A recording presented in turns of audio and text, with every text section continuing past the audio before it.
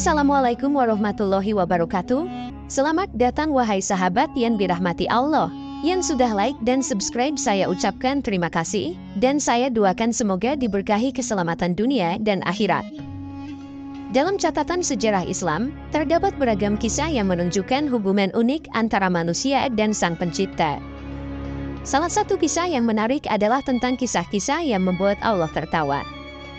Sumber-sumber utama untuk kisah ini berasal dari kitab-kitab klasik, seperti Ittihafus Sadatil Muttaqin Bisyarhi Ihya Ulumuddin oleh Muhammad Muhammad Al-Hasani Az-Zabibi, Kitab Minanul Kubro oleh Imam Abdul Wahab Asy-Syaroni, serta Kitab Musakinul Fuad oleh Syekh Zainuddin Ali Ahmad Al-Jafi Al-Ambili.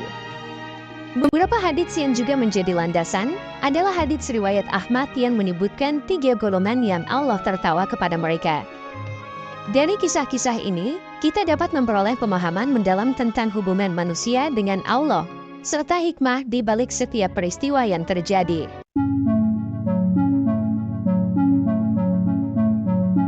Kisah pertama dalam video ini menisahkan tentang keajaiban hujan yang turun setelah doa dan munajat seorang hamba yang istimewa, Barh al-Aswad. Di sebuah tanah yang kering tandus, umat Nabi Musa atau Bani Israel ketika itu sedang dilanda kemarau yang panjang. Tanah menjadi gersang, air langka, dan hewan serta tanaman layu dan mati. Kehidupan mereka terasa sangat sengsara. Umat itu merasa putus asa, bahkan beberapa di antara mereka mulai mengeluh bahwa mereka tidak mampu lagi menghadapi hidup tanpa air. Dalam keadaan tersebut, Nabi Musa memutuskan untuk mengajak umatnya yang berjumlah 70.000 melakukan sholat istisqa, berharap Allah akan mengirimkan hujan. Demi Allah, kita harus berdoa dengan sungguh-sungguh, ujar Nabi Musa kepada umatnya yang terlihat putus asa. Namun, dalam wahyu yang turun setelah sholat istisqa, Allah memberitahu Nabi Musa bahwa doa mereka tidak bisa langsung dikabulkan. Dosa-dosa umat itu telah menyelimuti doa mereka, dan hati mereka tidak sepenuhnya yakin bahwa Allah akan mengabulkan permintaan mereka. Allah memerintahkan Nabi Musa untuk mencari seorang hambanya yang bernama Barh al-Aswad. Barh al-Aswad adalah sosok yang sederhana namun penuh keimanan. Ketika Nabi Musa menemukan Barh, dia langsung memberikan salam. Demi Allah, engkau adalah orang yang kami cari, ucap Nabi Musa. Siapa yang mencariku? Tanya Barh dengan lembut. Allah yang Maha Pengasih dan Maha Penyayang, jawab Nabi Musa, kami butuh doamu untuk memohon hujan kepadanya. Tanpa ragu, Barh mengangkat tangan dan mulai berdoa dengan penuh keyakinan. Ya Allah, apakah kemarau ini adalah perbuatanmu? Apakah engkau murka kepada hamba-hambamu? Tapi engkau Maha Penampun dan Maha Penyayang, apakah engkau menunjukkan kepada kami bahwa engkau tercegah dan tertolak? Ataukah engkau takut kehilangan sesuatu, sehingga engkau mempercepat siksaan? Saat Barh terus berdoa dengan penuh pengabdian, hujan pun mulai turun dengan derasnya. Air yang ditunggu-tunggu begitu lama, akhirnya membasahi tanah yang kering. Barh pun berkata, bagaimana menurutmu ejekan dan cemoohku saat aku bermunajat kepadanya? Sedang ia membenarkan dan mengabulkan munajatku dengan menurunkan hujan. Nabi Musa marah besar, dan amarah itu membuat Nabi Musa hampir saja memukul Barh.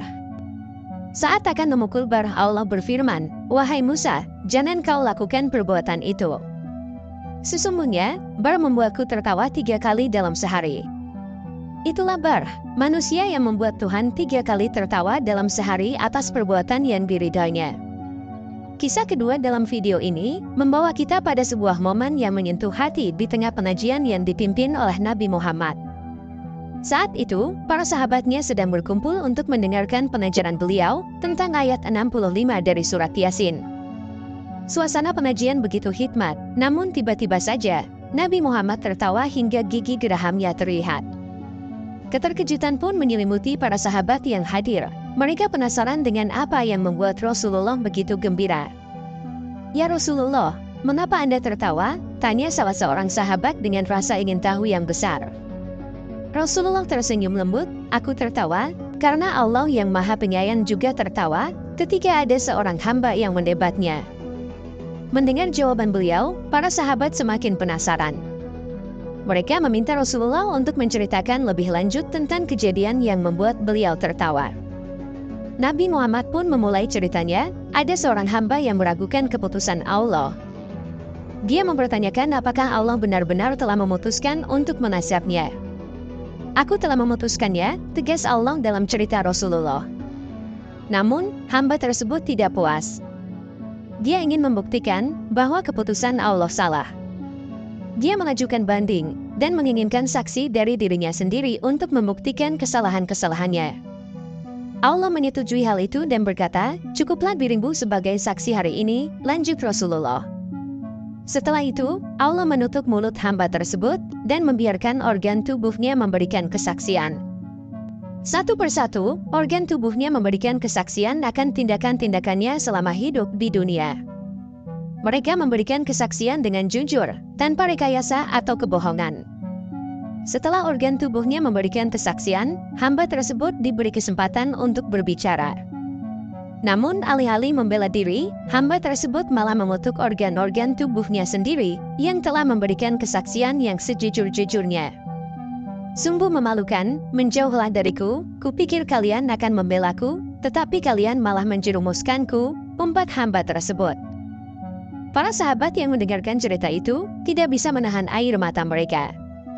Mereka terharu dengan kebesaran Allah yang memperlihatkan keadilannya dengan cara yang begitu memilukan, namun juga menyentuh hati.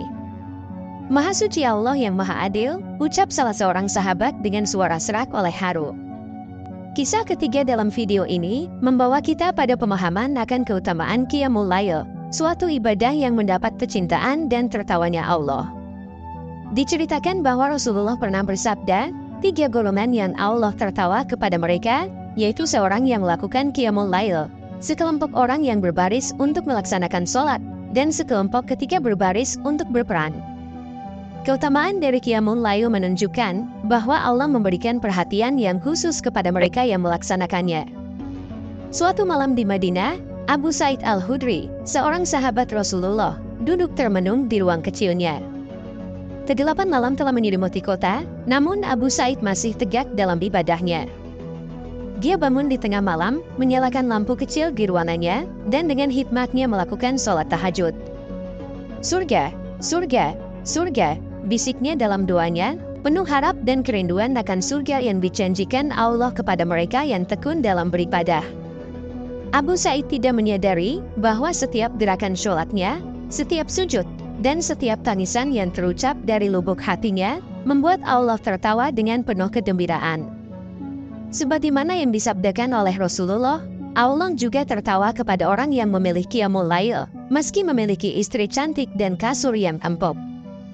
Keputusan untuk bangun di tengah malam dan bersujud di hadapannya merupakan bukti kesungguhan hati yang mengharapkan rahmatnya. Abu Sa'id menghabiskan malam itu dalam keheningan, berdoa dan bertafakur. Meskipun tubuhnya lelah, namun rohnya terasa ringan karena diselimuti oleh keberkahan dan kehanatan cinta Allah. Dia merasa bahagia karena tahu bahwa setiap langkah yang dia ambil menuju Allah membuat Allah tertawa dengan penuh kasih. Kisah keempat mengisahkan tentang keutamaan akhlak dan kemurahan hati seorang suami istri yang membuat Allah tertawa dengan penuh ridho. Cerita ini mengambil contoh dari sebuah peristiwa di masa kehidupan Rasulullah. Di sebuah malam di Madinah, seorang tamu datang menjumpai Rasulullah. Tamu tersebut adalah seorang yang sangat miskin dan membutuhkan bantuan. Rasulullah dengan kebaikan hati yang melekat padanya, mengajak tamu tersebut untuk makan malam di rumah salah satu istrinya.